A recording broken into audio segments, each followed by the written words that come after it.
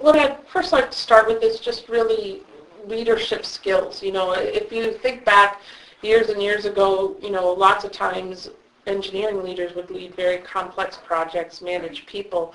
But now the roles are changing that even throughout a single day you might wear different hats. You might be a coach, you might be part of a team, you might be a fundraiser to find funds and resources, right? So just talk maybe from your perspective of what types of skills and things that you are leveraging right now in your various aspects of your roles. So Greg, you want to start? Sure. Our side is probably the facilities side of engineering, where you're probably more the process and the product. And it seems like engineering has become less about calculating and more about integrating systems. So I think the role of engineers, I think as an architect, we used to, draw things in our vacuum, and the process was very linear. We would go from one person would design maybe the building shell, then somebody would insert the systems, and then somebody else would apply the structure and put it on a site. And it's just not like that anymore. So I think all those roles are just working at once in a virtual environment. So I think just that ability to communicate and collaborate and understand beyond maybe their technical trade. So, engineers were experts at maybe the electrical systems in the past, or the mechanical, or the electric, or the structural. And now I think they have to know enough about the other trades and the effect that their design has on those. So it's much less done in a vacuum and in a linear process, and more integrated and a lot more collaboration. Great. Bruce, you want to build off of that? Maybe a little different in that I guess the way I see our business evolving, engineering's become much more a discipline, a business discipline versus a technical discipline. Mm-hmm. There's certainly a strong technical component, but it's customers, it's commercial, it's technology, it's personnel development, but certainly supported by good project management, good engineering tools, good execution of engineering. But it's, as you're saying, it's where it all comes together. Right. And my role is certainly more of a business development role at this point than traditional engineering management. Oliver? Yeah, I think I think you hit on the people piece there, and I think certainly seeing the focus a bit more on integration. I think that kind of hits to some of your stakeholder question that you queued up for later in the dialogue, and I think that ties in pretty well. I think just within that traditional engineering team, right, and the folks you're looking to lead that, I think we see a strong pull towards what I call, or what's been called situational leadership skills, the ability to change your approach, whether it be more directive or more supportive, based on an individual's stage of development, right, I think is very key. But I think it's the fact that it's playing out both for the business and technical leaders, right? You need both of that to be able to drive the product successfully through the process. Yeah, I want to talk more about that because, if you look historically, engineers were, again, hired based on their technical training. Right. Mm-hmm. And a lot of it had to do about how they were wired and again, the systematic approach they might take. But more and more, the leadership soft skills are playing such a key role, and how business savvy they are, right, especially as they move up. And I think some of them get it and others don't in terms of those change in requirements. And so how are you dealing with that? And, how are you finding these engineers that have the right balance between being business savvy and technically trained to be able to manage the relationships, the collaboration, those types of things? Yeah, just to jump on that there, I think one of the things we have, so we do a lot of our business and technical leaders, we grow them internally. We're pulling from our engineering folks and then building those leaders.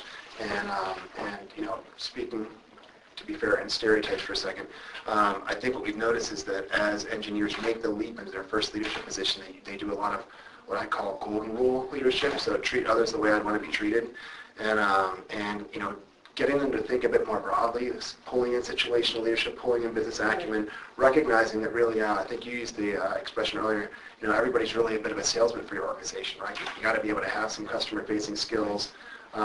It's critical. And so, so part of the challenge is looking at your broader engineering talent, hiring for those skills now. So that's now, a number of years ago, it was all about hiring engineers.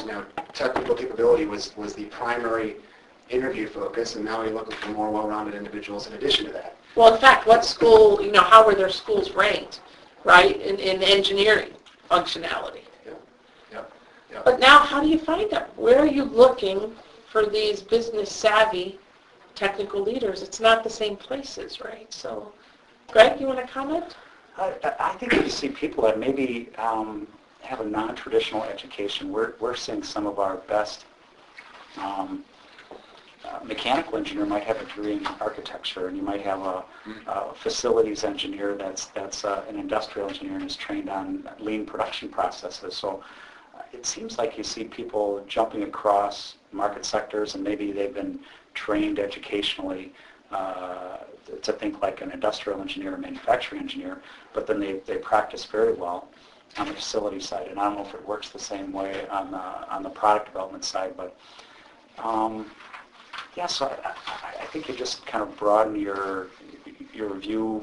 We go to a lot of colleges, and we also select them as interns, and I think we go through and grow a lot of our staff internally, but they'll kind of take a non-traditional path where they may have started assuming they might do something in estimating, they might end up in project management, or they might end up with a degree. We've got great project managers that have degrees in business or marketing. Yeah, I think Bruce brought up that whole discipline, business thinking. Lots of times, again, if they're lateral thinkers and collaborative thinkers, they do well to move around to various functions and pick up that piece. So you're seeing that too, Bruce? Yeah, and I really, I don't want to downplay. I mean, we still need, double E's and MEs that can bang out a design and go hard. It's just at a certain point, people have to figure out what their career path looks like. And if they want to do some leadership stuff, getting them to help manage part of a plant for a period of time, or doing some things that, a sales role or a key account management role is very helpful. But and even to the point where being part of a bigger family of companies, we'll take someone that's got a gift for innovation and managing the synthesis of a very complex, where are we going strategically in a market space, and we'll take that person and put them on a team and then try to train up someone else with. And if that works, sometimes it doesn't. It's that if I'm very analytical, sometimes that's harder for me to become a synthesis-oriented thinker in those early stages of where are we going in development when it's very nonlinear. On the other hand, we still need very linear kind of people. So it's not an and. Absolutely, but it's cool to see kind of, I think that kind of right brain stuff and left brain stuff come together. Very few people can do both, but certainly appreciation if you can kind of contain it and facilitate it. That's where it happens in a powerful way. So I think the takeaway here is that the soft skills are important as well as the hard wiring, and getting the right balance is not always easy, but looking outside the normal disciplines and looking for lateral thinkers that can collaborate and communicate effectively obviously are signs of potential in terms of doing the leadership type aspects. At the leadership level, and it seems like very good technical engineers are great at designing, but with the customer, they might not be able to interact with the customer in a way that they can understand it. Track the requirements, explain it back, explain the challenges. Explain it back in terms that our customers understand. So the ones that can kind of translate those technical engineering systems into terms that our customers would understand are the ones that seem to migrate to a leadership level, not necessarily the strongest technical resources, but you're right, the right brain, left brain, and good business savvy are some of the good people that represent the company and kind of sell an idea versus maybe develop the idea. Yeah, we've got these values that we expect all of the employees of us to have, and then there's, on top of that, some leadership competencies, right? And one of those is communications. And I think it's a recognition that if you don't have some of that, kind of enlightened communication skill, your ability to lead and then interact with the customers, you're going to be, limited. So I think what you see, you're kind of summarizing there a second ago. I think in addition to that, I think perhaps one of the things that offers is organizations have to be savvier today with respect to identifying these folks. So you kind of mentioned that earlier. You got to be able to figure out who you've got, where is your high potential talent, and then have processes to extract those folks, develop them, give them opportunities. You talked about managing a plant, what other experiential Right. training or opportunities can you give them to Right. grow those How do you skills? develop that breadth within those people that exhibit those skills? Exactly. I do It's wanna- got to be intentional. Oh, absolutely. Yeah. Absolutely. So I want to switch gears a little bit and just talk the evolution of the function a little bit. And, if we look back, and in fact, Margaret and I had even done some work years ago about, outsourcing and, a lot of things moving out of the valley, right? And now things are moving back into the valley. And even within the valley, we're collaborating differently among companies. So, I just want to, from your perspective, to kind of get a feel for where are you on that insourcing, outsourcing, collaboratively innovating, and where do you see the future going? Because it continues to shift. Sometimes I think too far one way and then too far the other way, but where do you see it over the next 5 years kind of settling out in terms of what your needs are, and how much will you be able to continue to do internally, or how are you going to access others' capability externally? So who would like to start? Bruce? It's all about innovation, ecosystem, and how good ideas come together, as well as capacity of getting stuff done. And I got to be careful because I know there's a transcript. There's a lot of room for us to engage with others from universities in Asia, universities in Europe, outsource engineering talent in India. It's all about, you can't contain it all anymore. You got to have key partners that can help you, whether it be nuts and bolts engineering and just banging out stuff in some other part of the world. That's okay. On the other hand, there's good universities that are amazing in places like Europe and Asia around welding. So, we have to have those relationships. We have to be able to access that, so. But to your point earlier, this is another and to me, right? It's not either or. Oh, absolutely you not. Even to outsource engineering, you got to be a good engineer to outsource it, right? Right. You got to. Very good point. You buy a car uninformed now, you better do a little So it's all about knowing what you want and figuring that out and having people evaluate good partners. Very good. Yeah, so Plexus being a recipient of those partnerships, right? I think one of the things, and this is perhaps what you're getting at with your question, that we've seen very much, and even more so focused now with recent economic turbulence, is OEMs are really focusing on what their value proposition is. They're saying, what differentiates me in the market?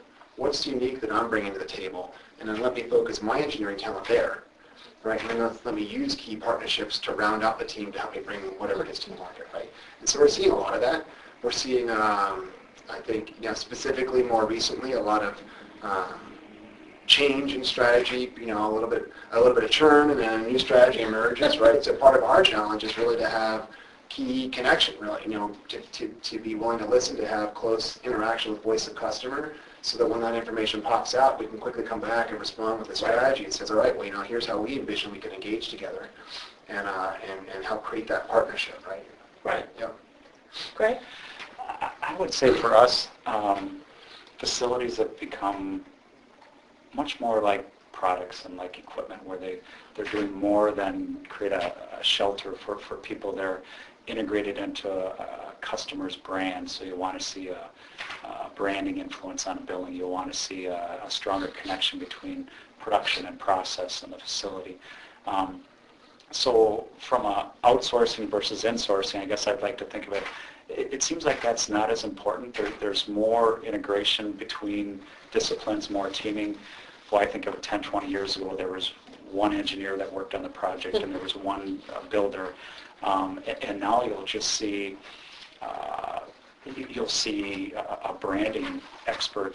You'll see maybe a specialist in production methods. You'll see an engineering team, and you'll see a builder or multiple builders will team up with people that we used to compete against for a particular project. So I think you build this dream team, if you will, of designers that's assembled for one project, one purpose. And it's not as important who the company is. Yeah, it's interesting, because that's where I wanted to go next, is this whole multifunctionality, because no longer can a single function actually take on the complexity of some of these things. And that business technical savvy has to come together in order to deliver a solution that meets what the customers really need. So that's really what's happening, I think, is the evolution. It was insourcing, outsourcing. Now it's what's the best multifunctional team, regardless of where the resources come from. So the where doesn't matter anymore. It's the who and the why. Which I think puts more of a burden on your leadership, right? Right. Yes. You've got to stitch it all together. So you have Right. more almost specialization, right? And especially as the complexity goes up. Yeah. And then you need your business and technical leaders. And we've even noted that even our technical leadership roles, there's an additional requirement there in terms of communication savvy, being able to work with different individuals and pull them all together, because you are in multiple locations, you're around the globe, to the point you made earlier, right? And you Translators. I mean, they have to be really good influencers and translators. Yeah. I mean, even just creating cultural awareness for individuals, right? And making sure they're able to, pull the whole dynamic together across the team. Right. Yeah, it's been a challenge.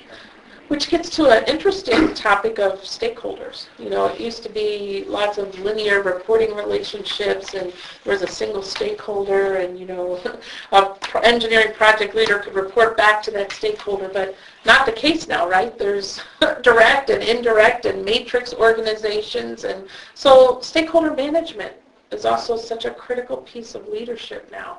And so how has that evolved, and, what are some of the challenges with that? Bruce, would you like to comment? Sure. It's interesting because the organization, it's almost a little bit project by project now, and how you gather resources and the types of people and the cross-functional elements come together. But, the way we view that is that team needs to be meeting weekly with those cross-functional disciplines and kind of going through the project, in a very important way. A lot of what we work on now is multi-continent, where resources are being worked with. So that weekly cadence is very important. Monthly, we have senior management meetings, but quarterly, the executive vice president for welding reviews key projects. That seems to be the best thing for stakeholders, is just having normal cadence on projects with the appropriate metrics and the appropriate detail for each one of those, whether it be weekly, monthly, or quarterly. So. Which, with a lot of our clients, we see that everyone thinks they're a stakeholder when there's very few that really should be stakeholders. So how do you sort that out? I mean, you got to make it clear, right? On the org chart with other dotted lines or solid lines, we have it's on the job descriptions, matrix reporting, right? And I'd note that with Plexus, we've actually designed in what I'll call intentional organizational conflict, right? So you have project management, you have functional management, and they might not always have completely aligned priorities, but that's good because it's in the conflict and in the dialogue from the conflict you actually get the better solution on the table, right? And so but it's something that has to be managed, right? And again, I think this part of the challenge as an engineer living in this dynamic is you've got to be able to figure out how to have 2 or 3 bosses, and in quotes, and how to be successful in that kind of a dynamic, right? Right. Great. I probably answered this question when you were asking the last question, but I'll expand on that.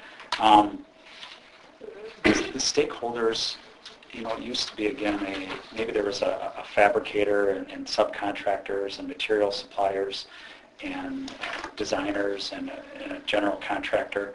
And the people are at the tail end of that process. We find getting them engaged much earlier. So we'll talk to, more often than we used to, fabricators and subcontractors. And they'll be affecting the design before the ink is dry, because ultimately they see they're the customer in terms of that deliverable. Right.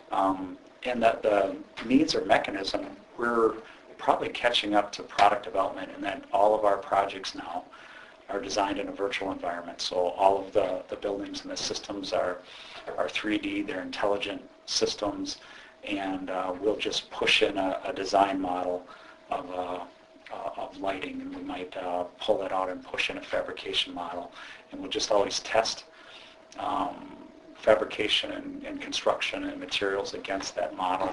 So I think you just see people working in that virtual model of a building and building it many times before they actually show up and build it once. Right. Because as a building, we get one shot at it. We're in product development. They design a prototype. They might test it and run a small run, and they'll run many of them. Well, we do one. So there's just a lot more time practicing in that virtual model, so that the site, it's all going to fit right. No prototype for that. No. I never thought about it that way. Yeah. It's tough. Yeah, I think the solicitation of the users, you kind of hit on that, is pretty key. I think we've noted historically, I think, with traditional product development, you'd actually show a working model to a user when you're fairly mature in terms of product development. Right. And today, that is completely different, right? So we've got a huge focus on end user needs way up front in the concept Whole phase, front end. right? And then even flip it around, go to how the product's going to operate once it's in the market. And you're going to sustain that product, right? And think about who those stakeholders are. So field service, those organizations, right? And you got to pull their input in and have that impact architecture decisions too, right? What's a field replaceable unit going to look like? Right. So to make this, make sure your uptime is adequate, right? So you have to pull that all in before architecture decisions are made. So if you stitch it in back here, the iteration, it's going to be, you're going to have this time to market that's this long. You're going to have this costly end recycle. It's not going to. Well, I use Plexus. We're doing the new plant right now, and we had the facilities manager or maintenance manager that's going to maintain the facility involved in the early meetings. Right. And we had to learn all about how Plexus was going to produce product in that building. So that the systems could plug and play with the focus factories and the products that you're developing, which normally we would kind of ask them, what do you want for a building? You would give a clear height, then you would give a power, and then you would kind of fit your systems into the building. Where now, they're talking about how we're going to access and change filters on a unit, knowing that there might not be a production aisle there, and we kind of align the building systems with production aisles, which normally wouldn't think of doing that. Right. So it's a different way of thinking, that's for sure. We've tackled a question before in other forums around generations at work, and right now there's a lot of millennials entering the workforce and changing the workforce, and I always like thinking about. I saw one characterization of millennials as don't ask me to lead, I'm not sure I want to. Don't ask me to follow because I don't want to. Walk along beside me and, be my partner in my career or my career development. So how are you bridging differences in terms of how these millennials, work with other generations at work and actually value the type of work so that they're not thinking about it just as a job but as a career? And, all leaders are facing this challenge. Engineers are no different in facing that challenge. So I'm just interested if any of you want to comment. I'm not going to make all of you comment. It wasn't listed on your questions, but it is a challenge. It's a challenge. And, how are you guys building that bridge between generations? I'll jump on that because I'm the older generation, so I understand how that works. What's exciting to me is we've got all this. We're definitely in a skilled trades business where you've got masons and superintendents, there are carpenters and building buildings, and you've got people that have all this knowledge on how to build buildings, but not very good technical skills.